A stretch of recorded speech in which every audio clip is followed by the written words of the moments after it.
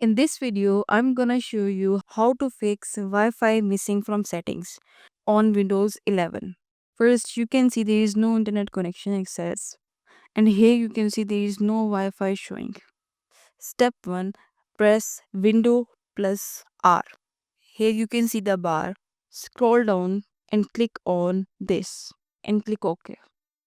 Now, scroll down and expand Network Adapters here. Step 2, update Wi-Fi drivers. Right click your Wi-Fi driver. It might say Intel or Realtek. Here you can see the three options: update driver, disable driver, uninstall driver. Click on update driver, then select search automatically for drivers. Step 3, if it still doesn't show up, right click again, choose uninstall device, uninstall it, and then restart your PC. Windows will reinstall it automatically. If it is still not working, go to settings, window updates, and check for updates. Sometimes drivers come with that too. Hit like and subscribe for more quick fixes.